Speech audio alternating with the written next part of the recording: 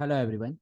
आज का हमारा सवाल है which of the following has P pi D pi bonding. तो यहाँ पे देखिएगा, चार ऑप्शन से आपको बताना है पी पाई डी पाई बॉन्डिंग कहाँ पे प्रेजेंट है। तो सबसे पहले शॉर्ट में हम लोग जान लेते हैं ये पी पाई डी पाई का मतलब क्या होता है। तो जैसे हम इसमें दो एग्जांपल लेते हैं। एक हम एग्जांपल लेते हैं बी एफ थ्री की। बी एफ थ्री को यदि ध्यान से देखें तो बोरोन के पास अभी भी 6 इलेक्ट्रॉन है। मीन्स इसके पास एक वैकेंट ऑर्बिटल होगा to accept a pair of electron. ठीक है, ये एक वैकेंट ऑर्बिटल है क्योंकि बोरोन का 6 इलेक्ट्रॉन ही हो रहा है इसलिए। फ्लोरीन के पास देखा जाए तो 7 इलेक्ट्रॉन होते हैं फ्लोरीन के पास वैलेंस शेल में, और 7 में से केवल एक ही इलेक्ट्रॉन इसका बॉन्डिंग में जा रहा है, तो यहाँ पे आपके पास 6 इलेक्ट्रॉन फ्लोरीन के पास बचा होगा। मीन्स इसके पास 3 लोन पेयर प्रेजेंट है। और ये जो लोन पेयर है इसको मैं इस तरह से दिखला दिया। ठीक है, अब यहाँ पे फ्लोरीन के पास लोन पेयर है, बोरोन के पास वैकेंट ऑर्बिटल है। ऐसे में क्या कर सकता है, फ्लोरीन अपना इलेक्ट्रॉन बोरोन को दे सकता है। इसी को हम लोग नाम देते हैं, बैक बॉन्डिंग का भी नाम देते हैं।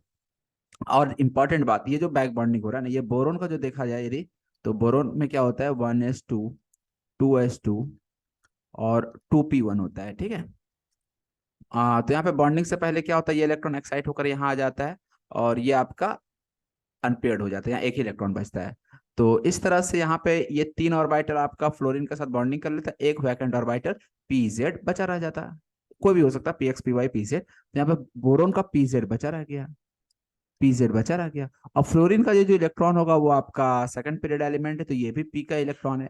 ये भी पी और ये भी पी, यानी जो लोन पेयर है वो पी ऑर्बिटल में, और जो इलेक्ट्रॉन एक्सेप्ट कर रहा है वो भी पी ऑर्बिटल ही है।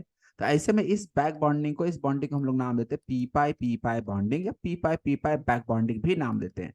क्यों ऐसा नाम दे रहे हैं, क्योंकि यहाँ पे ये जो बॉन्डिंग हो रहा है ना, ये सिग्मा बॉन्ड तो बन नहीं सकता है। क्यों, सिग्मा बॉन्ड तो एक ही बनेगा दो एटम के बीच में। तो ये जो दूसरा बॉन्ड बन रहा है वो पैरेलल ओवरलैपिंग से ही पॉसिबल है, और इसलिए ये पाई बॉन्ड होगा और इस बॉन्ड का नाम हो जाता है पी बाय बॉन्डिंग। लेकिन यहीं पे एक और एग्जांपल हम लेते हैं जैसे यहीं पे चार एग्जांपल दिया है, इसमें से मैं ऑप्शन बी की ही बात कर लेता हूँ। ठीक है, तो ऑप्शन बी की यदि बात करूं तो SO3 - 2 है। तो SO3 - 2 है, ऑक्सीजन के पास माइनस चार्ज है। अच्छा, सल्फर के पास यदि ध्यान से देखा जाए तो यहाँ पे 2 इलेक्ट्रॉन अभी भी सल्फर के पास बचा हुआ होगा, क्योंकि सल्फर के पास वैलेंस शेल में 6 इलेक्ट्रॉन होता है ना, 2 8 6 इलेक्ट्रॉन होते हैं। 6 में से 2 3 4 इलेक्ट्रॉन चला गया, 2 इलेक्ट्रॉन बचा हुआ है। बाय द वे, उससे भी हम फिलहाल मतलब नहीं है। यहाँ पे होगा कि ऑक्सीजन के पास ध्यान से देखा जाए तो इलेक्ट्रॉन पेयर 6 इलेक्ट्रॉन होंगे, मीन 3 पेयर ऑफ इलेक्ट्रॉन इसके पास प्रेजेंट है। सल्फर आपका थर्ड पीरियड एलिमेंट से बिलोंग करता है, और जहां थर्ड पीरियड आ गया तो ऐसे में 3s 3p और 3d भी वहां पे अवेलेबल होता है। तो सल्फर के पास देखा जाए तो 4 2 6 2 8 इलेक्ट्रॉन तो इसके पास फुलफिल है, यानी सल्फर का 3s2 और 3p6 फुलफिल है। लेकिन डी जो है वो पूरा का पूरा भी खाली पड़ा है, डी में मैक्सिमम 10 इलेक्ट्रॉन आ सकते हैं, डी पूरा का पूरा खाली पड़ा है। ऐसे में यहाँ पे ऑक्सीजन जो है, जो 3 पेयर ऑफ इलेक्ट्रॉन है उसमें से एक पेयर ऑक्सीजन अपना इलेक्ट्रॉन सल्फर को दे सकता है। इंपॉर्टेंट बात जो है ना वो ये कि सल्फर इलेक्ट्रॉन पेयर जो एक्सेप्ट करेगा वो किस ऑर्बिटल में करेगा, 3s में, 3p या में 3d में करेगा। तो यहाँ पे ये 3d में करेगा। क्यों, s और p तो इसका ऑलरेडी फिल्ड है। क्यों, क्योंकि यहाँ पे देख सकते हो 4 2 6 2 8 इलेक्ट्रॉन। तो इस तरह से यहाँ पे आपका सल्फर जो है वो 3s 3p में इलेक्ट्रॉन ले नहीं सकता, वो डायरेक्टली किस में लेगा, 3d में लेगा। तो इसलिए यहाँ पे सल्फर का 3d ऑर्बिटल आपके पास अवेलेबल होगा, और ऑक्सीजन का जो लोन पेयर होगा, ये तो सेकंड पीरियड एलिमेंट है, तो यहाँ पे ये जो इलेक्ट्रॉन होगा वो 2p वाला इलेक्ट्रॉन होगा। तो यहाँ पे p का इलेक्ट्रॉन d सबसेल में d ऑर्बिटल में जा रहा है, इसलिए यहाँ पे जो बॉन्डिंग हो रहा है उसको हम p पाई d पाई बॉन्डिंग कहते हैं, या p पाई d पाई बैक बॉन्डिंग कहते हैं। क्यों, क्योंकि यहाँ पे पाई क्यों आ रहा है, क्योंकि एक बॉन्ड सिग्मा था, सिग्मा के बाद जो भी बॉन्ड बनेगा वो पाई बॉन्ड ही बनेगा, क्योंकि वहां पे पैरेलल ओवरलैपिंग ही होगा। यहाँ पे एक जो इलेक्ट्रॉन दिया जा रहा है वो पी ऑर्बिटल का इलेक्ट्रॉन है, और जो इलेक्ट्रॉन ले रहा है वो आपका डी ऑर्बिटल में ले रहा है, इसलिए इस ऑर्बिटल का, इस बॉन्डिंग का नाम हो जाता है पी पाई डी पाई। एक कंफ्यूजन रहता है, आप लोग ध्यान से सुनना, ये कंफ्यूजन नहीं रखना है। कोई भी ले सकता, कोई भी दे सकता, ऐसा कोई जरूरी नहीं कि हमेशा सराउंडिंग आइटम जो है ना वही डोनेट करेगा और सेंट्रल आइटम केवल एक्सेप्ट करेगा, ऐसा कोई जरूरी नहीं है। ऐसा भी हो सकता है सेंट्रल आइटम डोनेट कर रहा हो और सराउंडिंग आइटम एक्सेप्ट कर रहा हो, ऐसा भी हो सकता है, डिपेंड करेगा किसके पास वैकेंट ऑर्बिटल पड़ा है। ठीक है, तो दूसरी बात कि और किसी का भी पी और डी यूज हो सकता है, ऐसा नहीं कि सेंट्रल का डी यूज होगा और सराउंडिंग का पी यूज होगा, ऐसा कोई जरूरी नहीं। हो सकता है सराउंडिंग में डी ऑर्बिटल खाली पड़ा होता और सेंट्रल एटम का पी यूज होता, तो भी आपका पी पाई डी पाई बॉन्डिंग कहलाता। तो ये कंफ्यूजन नहीं होना चाहिए कि हमेशा सराउंडिंग एटम ही डोनेट करेगा, सेंट्रल एटम केवल एक्सेप्ट करेगा, ऐसा कुछ जरूरी नहीं होता है।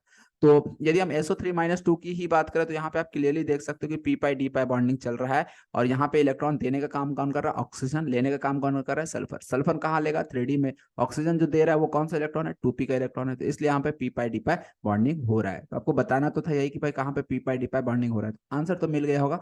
बाय द वे हम फिर भी तीनों ऑप्शन को और भी चेक करता हूँ अच्छे से। NO3 माइनस का जो स्ट्रक्चर होगा कुछ ऐसा होगा। यहाँ पे ध्यान से देखा जाए तो नाइट्रोजन के पास ऑलरेडी 8 इलेक्ट्रॉन हो चुके हैं, 4 2 6, और ये कोऑर्डिनेट बॉन्ड का मतलब हो गया 8 इलेक्ट्रॉन 2। तो ये 8 इलेक्ट्रॉन नाइट्रोजन इलेक्ट्रॉन ले नहीं सकता है, और नाइट्रोजन दे भी नहीं सकता है। क्यों नहीं दे सकता है, क्योंकि इसके पास लोन पेयर तो बचा ही नहीं। जो बचा था वो तो ऑक्सीजन को कोऑर्डिनेट कर दिया। तो नाइट्रोजन के पास 5 इलेक्ट्रॉन होते हैं, 5 में से 2 इधर चला गया ऑक्सीजन के साथ डबल बॉन्ड बनाने में, एक इधर चला गया 3, और 2 बच गया था, वो कोऑर्डिनेट बॉन्ड बना लिया। तो इस तरह से नाइट्रोजन के पास बचा ही नहीं इलेक्ट्रॉन, तो ये दे नहीं सकता। और लेने की बात करें तो ले भी नहीं सकता है। क्यों, क्योंकि नाइट्रोजन के पास मैक्सिमम 8 ही इलेक्ट्रॉन हो सकते हैं, सेकंड पीरियड एलिमेंट से बिलोंग कर सकता है। इसलिए यहाँ पे तो भाई कोई बैक बॉन्डिंग का कॉन्सेप्ट काम ही नहीं करेगा, ना पी पाई ना डी पाई, कोई भी मतलब बॉन्डिंग यहाँ पे काम नहीं करने वाला है। ठीक है, तो ऑप्शन ए तो इसी तरह क्रॉस हो गया। BO3-3 की बात करें तो BO3- आपका स्ट्रक्चर कुछ ऐसा होता है।